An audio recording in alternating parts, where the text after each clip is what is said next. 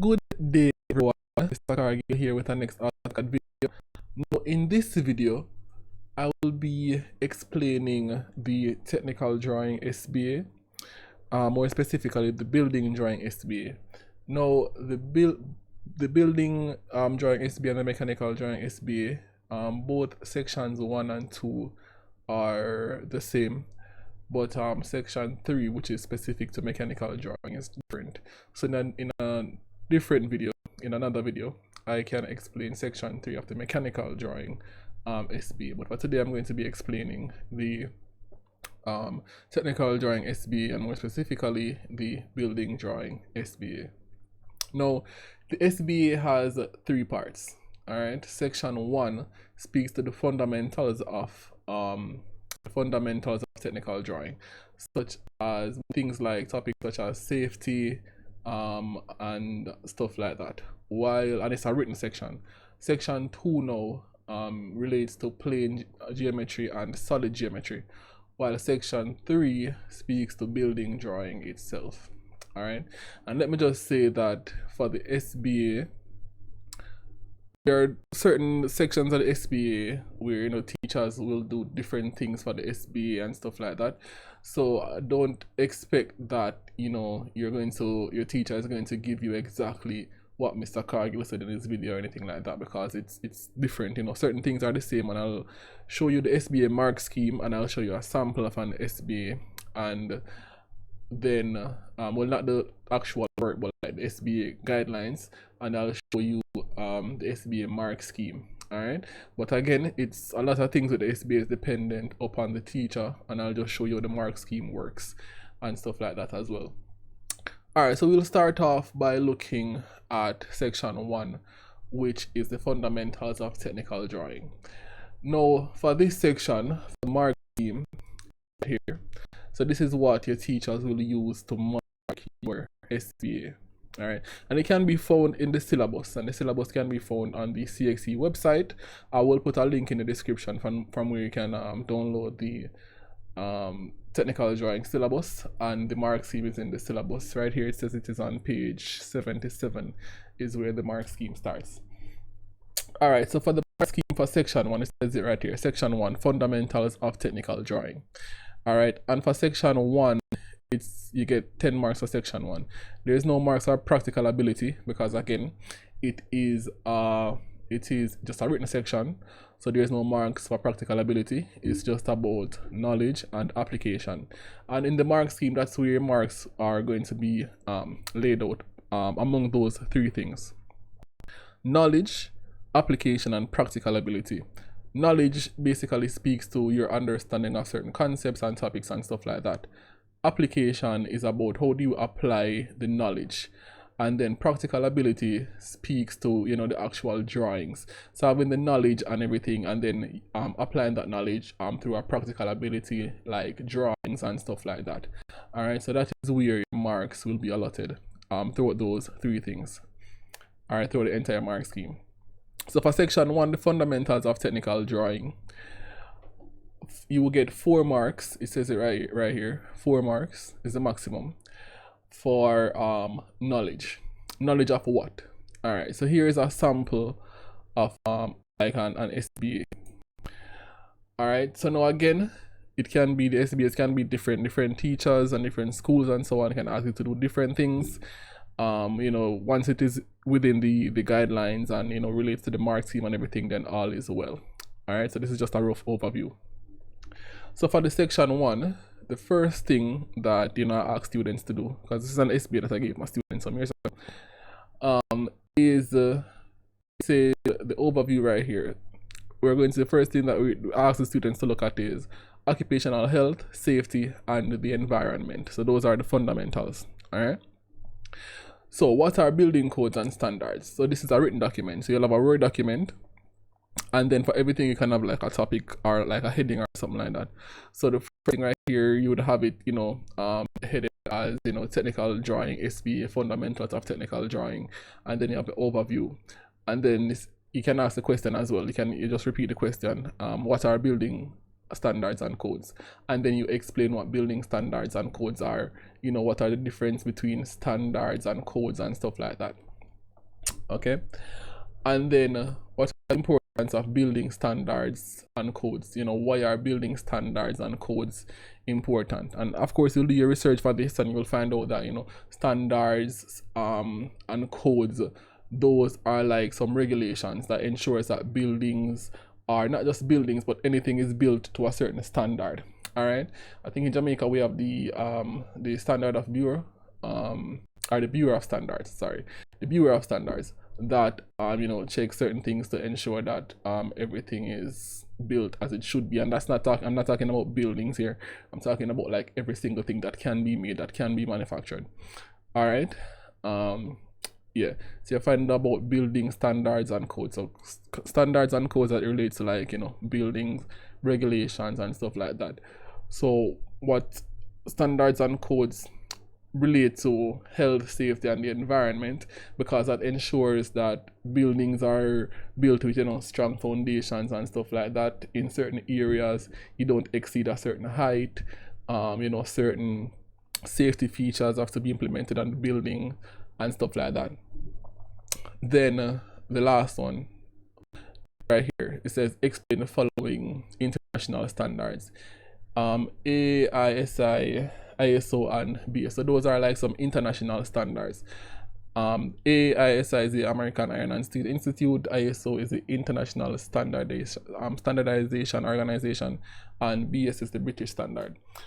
Now again, certain teachers might just ask you for certain things, probably a different set of codes or something like that. So again, don't worry if a teacher gives you isn't the same as this. It's just an example. All right, and then you're going to explain those different organizations and what they do, and you can find that information with a simple Google search. So that's the overview, and then we also have the background. Now for the background, what you're going to do is you're going to visit a site, which could be a school workshop or a company workshop, and investigate the institution or company, and investigate their policy on occupational health, safety and the environment, and you're going to write a detailed report using the guidelines below. So basically what you're going to be doing is you're going to visit a workshop. It could be your school's like your school science lab, or your school's wood workshop or mechanical shop, and then you are going to basically write a report on the safety and health standards within that workshop. It doesn't have to be a workshop at the school, it could be literally any workshop. All right, now so these are the guidelines that you're going to use. So the name of the company / institution. All right, so let's say you visited your school's workshop, so you would like the name of that company would be your school and then the wood workshop, so the wood workshop of this or that high school. All right, and then the company / institution overview. So an overview for that would be something like this.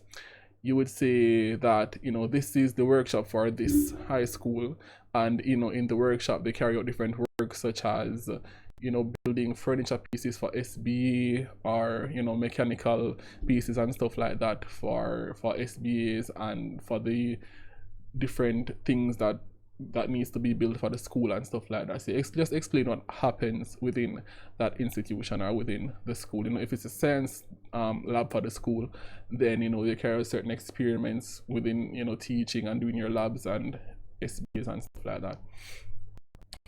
Then contact person / safety officer, so that would be the lab technician. Okay, if there is not a lab technician, then you can just ask one of the teachers, and that teacher can be the safety person for that lab. It's just basically the person responsible for the lab. In most cases, a lab will have a lab technician. If not, you can just find the person in charge, and that person will be your contact person, and you just list their name. All right. Standards. So you're going to state 2 health, 2 safety and 2 environmental standards applicable to the site visited. Now what that means is that you are going to talk about 2 health standards. All right, so 2 health standards for let's say a school workshop could be that you are always supposed to have your goggles on, and you're always supposed to wear your dust mask or something like that. All right, so right there, those are 2 health standards right there. All right, so you're protecting your eyes and you're protecting your respiratory system, from anything like dust and fumes and stuff like that. Safety standards could be that there is no running in the workshop. It could be that you don't wear like any ties or anything like that, because in the workshop you're not supposed to wear like a tie, because the tie could get caught in a machine or something like that. So the safety standards could just be like some general safety rules for the workshop. All right, and environmental standards, that could be how you go about getting rid of your waste. All right, so ensuring that there is always like like a garbage bin to get rid of the waste materials and stuff like that. All right, and then you just find 2 of each and you list those. And the next one says to discuss each of the standards stated for above in relation to the site visited. Identify 2 deficiencies as it relates to the standards. So you're just going to talk about those safety standards that you would have listed in 4, the 2 safety standards, the 2 health standards, and the 2 environmental standards, and you discuss like the pros and cons and probably how they could be better. All right, or you could say that it could be that, all right, they say that you should always wear goggles and stuff like that, and majority of the classes are over like, let's say 10 or 15 students, and there's only like 5 goggles, so it's not practical for everybody to be, it's not practical, it's not possible for everybody to be wearing goggles because there's not enough goggles or stuff like that. All right, or something like that. And to make it current, you could also say that the goggles have to be shared or something like that, and in this time of COVID and stuff like that, then that's something that should not be happening or something like that. Just what you identify as something that is wrong with the process. Okay, and then you write how you could go about making that better, and also write about the things that you think are good about the process as well. Now here it says provide possible solutions to the deficiencies identified, which is basically the same thing right here. So the possible solutions, you do that part right here. All right, you would discuss so right here in 5 you can identify the problems and stuff like that, and then in 6 here you would speak about how you would go about solving those problems. Okay, now again, let me show you again. For section 1, it's 10 marks total, 4 marks for knowledge and 6 marks for application. So you might say, but why do you need to do so much for just 10 marks?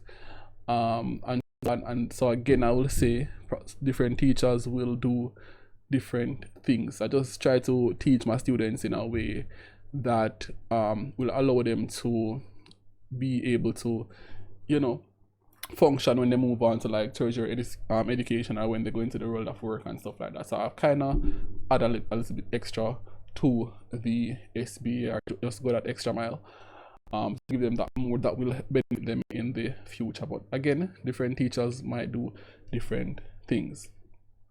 All right, so that's that. And then the requirements, so it says provide a layout diagram / picture of the workshop. All right, so whatever workshop you visited, you can just take a picture of the workshop, or if you can get like a layout of the floor plan where the machines and so are located within the workshop from the lab technician, then that can work as well. Sample of an inventory plan, all of these things you will get from the lab technician. So you're asking for a sample of an inventory plan, which basically speaks to how many machines they have, how many tools they have, how many of them are working and stuff like that. A maintenance plan, that's also from the lab technician, which basically speaks to how they go about maintaining the machines. Are they who maintains the machine? Is it the one person that maintains all the machines? How often is each machine cleaned and maintained and stuff like that? Sample of the emergency plan. Emergency plans for fire, earthquake, floods, etc. What do you do in the event of a fire, earthquake, or flood, and so on?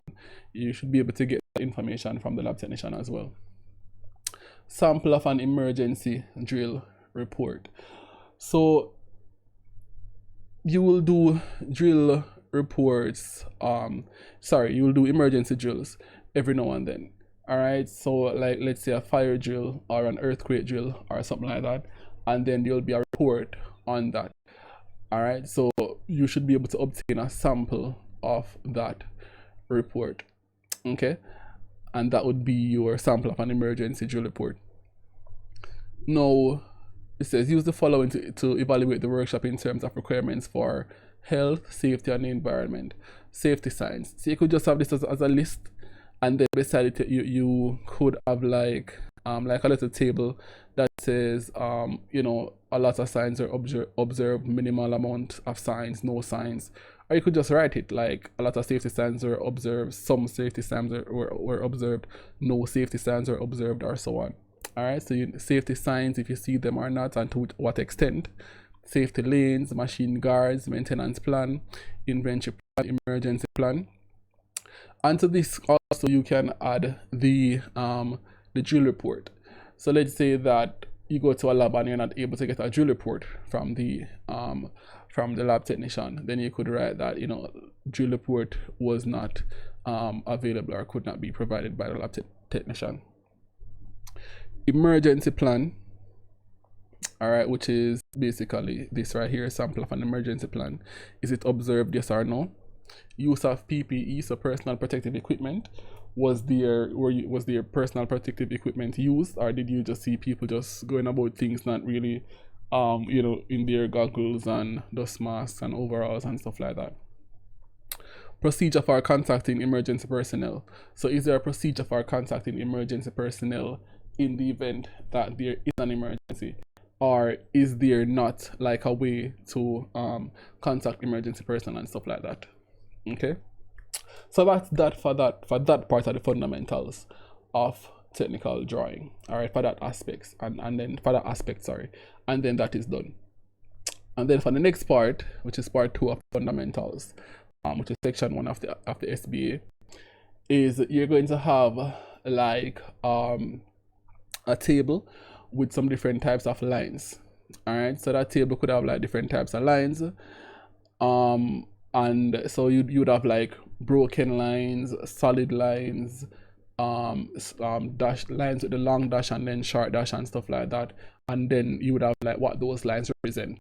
All right, for me, I normally just say about like 6 or so 5-6 types of lines and some different symbols. So you'll have the symbol for like earth, the symbol for like steel, the symbol for like gravel and stuff like that. So you have like 5 types of lines, 5 symbols, 5 drawing conventions, and stuff like that. Again, it might differ from teacher to teacher.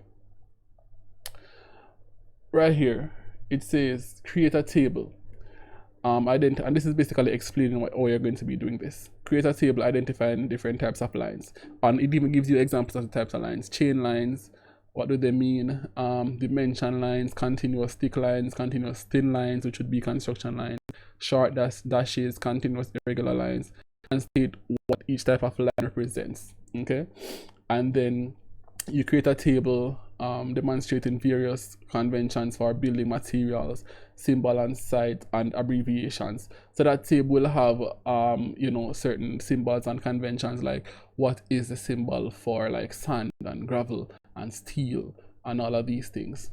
All right, so you'd have that table as well.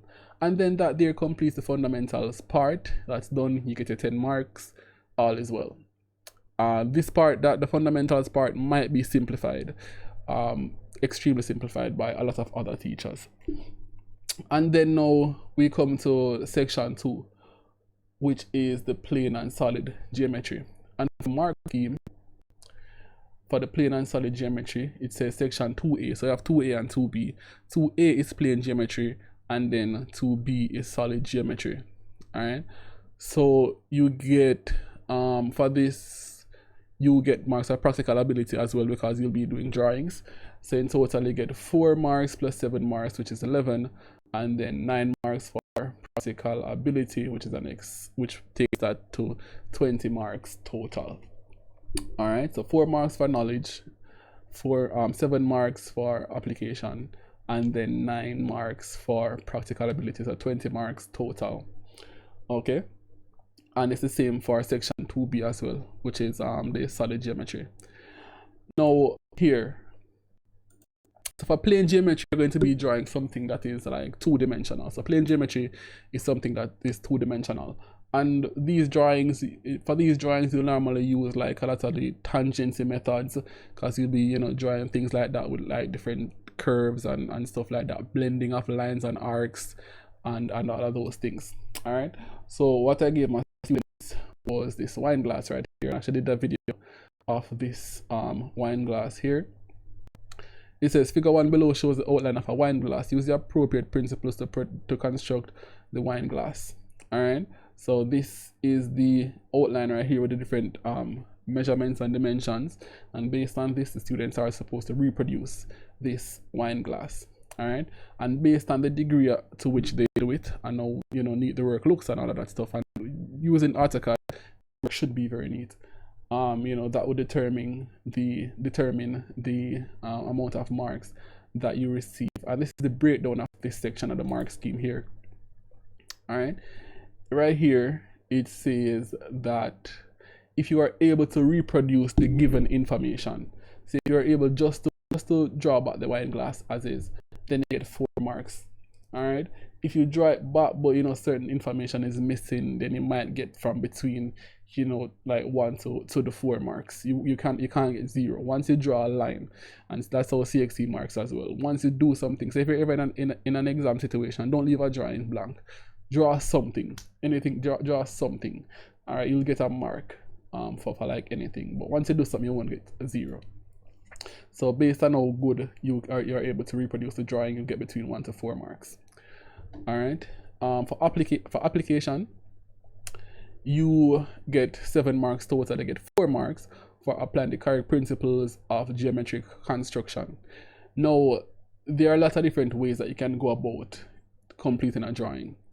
All right, and for your SBAs, I always tell students use construction lines and stuff like that. Don't erase your construction lines, never, because the construction lines are what you will use to that's what the teachers use to mark you. So that shows us how you go about you know, getting the work done. And I almost failed an exam once in university because my construction lines were too light and they were almost not visible. All right, so it's important, you know, that you have a construction line so that we can see how you go about getting your things done. Line work / line type. It's AutoCAD, you know, so once you set your line weight and stuff like that, you should be getting the full 3 marks for that because it's AutoCAD. Applying correct principles of geometric construction, you get the 4 marks for that. If you do it, you know, you do it well, you use the correct principles, and you get the drawing done, you get your full 7 marks there. So here, if you're just able to reproduce the wine glass using the correct principles, so like, all right, here, this is like a tangent to an ellipse, because this is a half ellipse. You have to construct the ellipse, draw a tangent to the ellipse, which are different principles. Right here, this is a tangent that goes to a line and the ellipse, so you have to get those things right as well, you know. And right here we have a next little tangent right here, a tangential arc, sorry, that touches a line, a vertical line and an horizontal line. All right, so once you can, you know, get those using the correct principles, then you get your full marks for that. And then the practical ability part of the SBA, so you get 2 marks for neatness. Again, it's AutoCAD. You should be getting those 2 marks for every single thing that you do. It's AutoCAD. It should be neat. It's not like it's, you know, it's not like you're drawing on paper. Dimensions. For the dimensions, just ensure that you dimension all the drawings that you get. So if I give you this one glass to complete, you complete every single thing, and you give me back the same dimensions. So this dimension right here, this 100, this 61, this 4, give back all those dimensions. Don't just draw the wine glass and leave it. If you do, you lose 2 marks there. So give me back the dimensions. You can even do the same thing right here. Just point an arrow here and write half ellipse, and so on and so forth. All right, just give me back the dimensions, and you get 2 marks for doing that. All right, good. So now that takes us to section 2B. All right, and 2B solid geometry. So solid geometry could be an isometric view, an orthographic view, an oblique view, and stuff like that. All right. So what I normally do is I give students something to draw in both isometric and orthographic. All right. So you have to do them whatever plain and solid geometry drawing you do. You do isometric and orthographic. You could also do isometric and oblique, but it's normally just isometric and orthographic that I would give my students to do. All right. So for 2B, which is this one right here. Okay. Now this here, it says figure 1 below shows two intersecting cylinders. Draw the following in first angle orthographic projection. All right, so first angle orthographic projection. And then you're also supposed to draw a front elevation showing the curve of intersection, a plan projected of the front elevation and end elevation. So you're drawing all different views, and you're also supposed to reproduce the isometric drawing as well. All right, so isometric and also orthographic for this camera is what I give my students to do. All right, and I have a video of this camera on the channel as well. So it's the same thing. The mark scheme is the same for this as it is for the first one. So if you can reproduce the camera, you get your 4 marks for that if you can reproduce it well. Application, correct principles. If you're when you do the orthographic drawings, orthographic is done in a specific way, whether it's first angle or third angle, and you have a symbol and everything like that. You should have those, and you get your marks and stuff like that. So it's both isometric and orthographic. Practical ability is the same. Accuracy of geometric construction. How accurate are you able to construct the figure? Quality of line work / line type, and you can set your line type and stuff like that in AutoCAD. So you should be getting the 2 marks for that. Dimensions an next 2 marks, and neatness you get an next 2 marks, and then that is 20 marks in total. All right, the entire SBA is out of 120, and in section 1 this is worth the section 1 is worth 10 marks, and then section 2 is worth a combined 40 marks, because it's 20 for section 2A and then 20 for section 2B. So far that's 50 marks for sections 1 and 2. All right, good. And right here, this 8 and this 14 and this 18 speaks to both section A and B combined. So right here, this is the 4 for the 2B plus 2A, 7 for 2B plus 2A gives you the 14, and 9 for 2B plus 2A gives you the 18 right here. All right, now over here, it says that right here, this is section 3. All right, down here this is section 3, and section 3 is building drawing. If you're doing building drawing, if you're doing mechanical drawing, then section 3 will be mechanical drawing, and this is where majority of the marks will be. All right, now the first thing that it starts off with is a small business plan.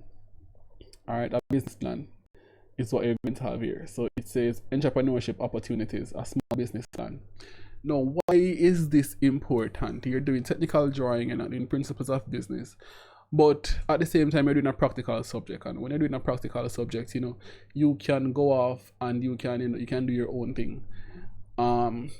You can do, whether you're doing something like furniture making, you can make your own furniture. Food and nutrition, you can make your own stuff. Even for technical drawing, you can kind of get certified and do drawings and so as a freelancer as well. So you have to have the business side of things as well as the practical side of things. So that's why we implement the business plan in all aspects of the technical subjects. So for like building and furniture technology, you have to do a business plan as well for electrical technology and also for mechanical technology, and it's the same here for technical drawing. Now for the small business plan, organization of portfolio, statement of the problem, conditions, and design principles. So you get a total of 3 marks for having those things, and it's just a small business plan, so it's nothing like detailed. You're not proposing the business plan for Apple or for Microsoft or Amazon or anything like that. It's just a simple business plan.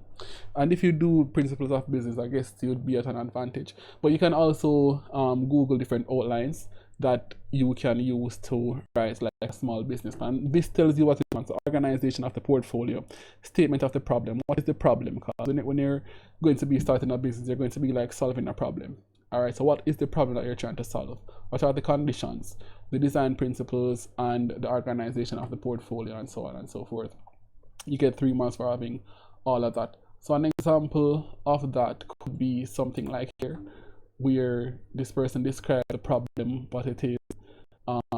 They chose location, so they justify the location, selection of appropriate labor, how you're going to go about selecting a labor and hiring people and stuff like that. Role of the entrepreneur. What is the role of the entrepreneur? What types of services or goods are you going to be what types of goods or services are you going to be delivering? Quality control measures. How are you going to ensure that everything that comes out is of the highest quality and best standard and stuff like that? Use of technology, which is important. How are you going to use technology? Potential for growth. You don't want to be at the same place forever. Government regulations. You have to ensure that you are operating within those regulations. And the different ethical issues. How will you ensure that your business runs in an ethical manner, and so on and so forth? So it's just something as simple as that. It's nothing extravagant. It's just a small business plan. And as you can see, the mark scheme for that in total is you get 14 plus 3, which is 17. Okay, so for this, because it's technical drawing, I often advise kids or students to do a good and not a service, but you can do a service if you want, because it's your business idea, so you have creative freedom. But being that it's technical drawing, you could be like designing and creating something, actually using your drawing skills to like design something that you could have embedded in your business plan, and you have this nice product, and you can then state what the product is going to do, and involve all the other things that I just explained. And that's where you will get marks for your design principles and stuff like that. So because there's a design principle involved, all right, because there's a design principle involved, sometimes that's why I say it would be probably better to do a good than a service, because you're actually designing something. You could design something and offer a service as well, so that's why I say you can do either, but I often advise doing a good more than a service. And if you're going to be doing a service, then make it be something that you're going to build or create, and then you use that item or that thing that you built to create a service. All right, so you have your portfolio, the statement of the problem, the conditions, the design principles. You get 3 marks for that. Over the application side right now, right here, where you get 7 marks, it says organization of portfolio. So same things like this. It's just the application of the knowledge. You get 7 marks for that. And then you get 7 marks for the practical ability. How original is your idea? How functional is it? How suitable is it? Does it conform to building standards? And so on and so forth. And you would get your marks for that as well. Okay. Now, here, sometimes also, depending on the SBA that you are given, you can implement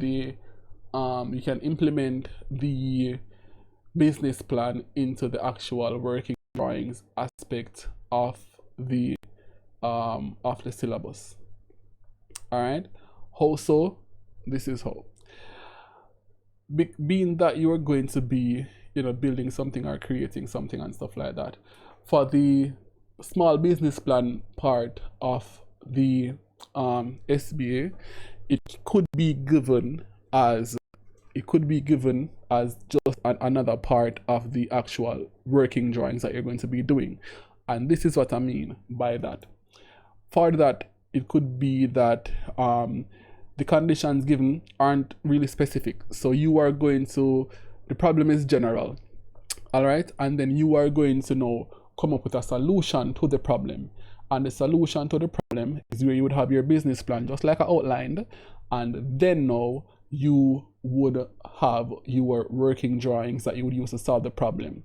All right, so maybe what the business plan that you need for this specific problem is to come up with a design for some townhouses, okay, or a design for a housing scheme, or a design for a single house, or something like that. All right, and then that would be embedded into your working drawings.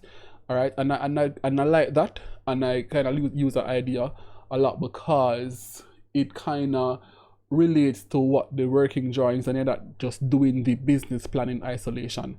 Everything is interrelated. All right, and you get your marks for that. So for the working drawings, this is where most of the marks will be.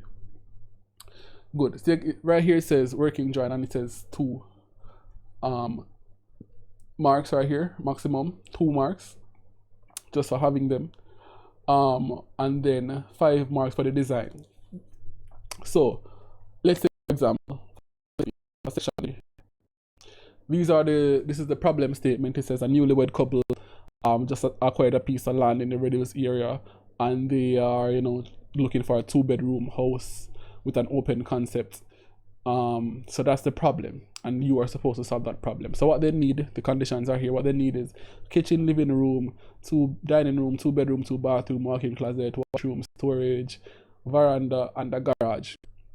Now, this will definitely be different from teacher to teacher. Some teachers might not ask you to even do anything like a house, which could be something simple like a school bathroom, or a security guards, like, post, or something like that, or office. It could be something as simple as that, or the school might need a new canteen or something, and you're supposed to design that. So that would be different. It doesn't necessarily have to be a house. It doesn't have to be a house. Okay. So then you have the specifications here. Give you specifications for the wall, the thickness of the walls, the roofing, the foundations, the doors, the design justification here. Now, the design justification is the next written part of the SBA that is related to section 3. What you're doing, as the name suggests, is justifying your design. So you're going to have the title, which is design justification, the category, which would be building, right here, household facilities is the category, and then the conditions. These are the conditions. You can rewrite the conditions, and then the 3 preliminary sketches from the proposal. So you're going to have some sketches. All right, so when you go into doing in section 3, the building drawings, you don't just start drawing, you do sketches. All right, so you do your sketches first. You're going to do 3 sketches, and then for like 3 floor plan sketches.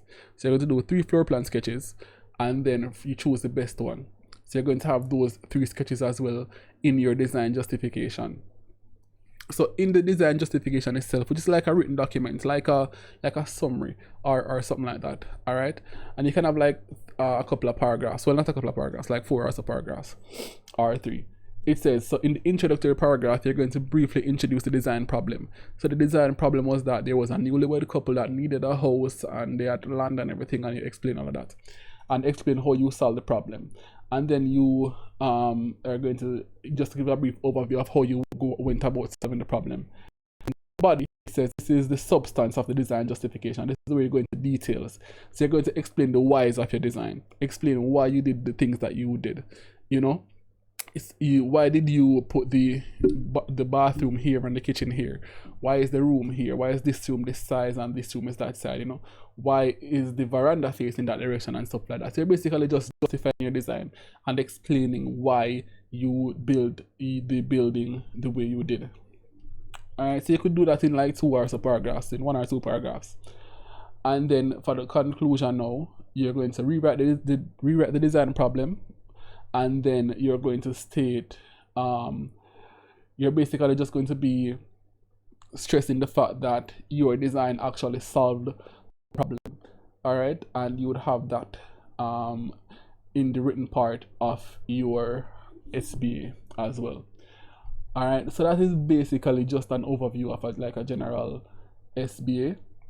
Again, your teacher might have it different. Okay, well, not might, will have it different, but this is just the overview. I think the important thing from this is showing you the mark scheme and showing you that you can get the mark scheme, so you know exactly what you are being marked for. So for the working drawing part, for the functionality of your design, so if you design a house or something, is it functional? If it is functional, which it should be, you get 2 marks. Suitability of materials, did you choose the right materials for what you're going to be building? You know, in Jamaica we experience, or in the Caribbean we experience a lot of hurricanes and stuff like that, so because of that we build our houses from concrete instead of like drywall, which is used in places like America and stuff like that, because concrete can withstand like the pressures of wind a lot better than drywall and stuff like that.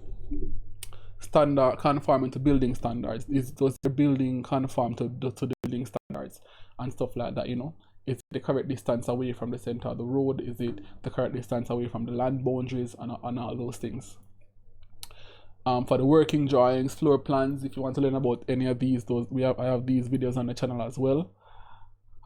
Say for the floor plan, you get 6 marks for the floor plan. Right here it says foundation plan / roof plan / details. Your teacher could choose to just give you a foundation plan, but you don't have to do a roof plan or a details. Or they could choose to give you a roof plan, but you don't have to do a details or a foundation. Or they could choose 2, or they could choose all 3. I normally just choose all 3. And the reason I choose all 3 is because I want my students to have experience doing all 3. Because I would have to teach them anyways, to prepare them for the exam. So I just let them do it as part of the SBA. And you get 4 marks for that. The elevations, for your front elevation, for the elevations you're going to have the 2 views. You could have the front and a side, or the front and the back, but you have to have the front and another elevation, and you get 4 marks for the elevation.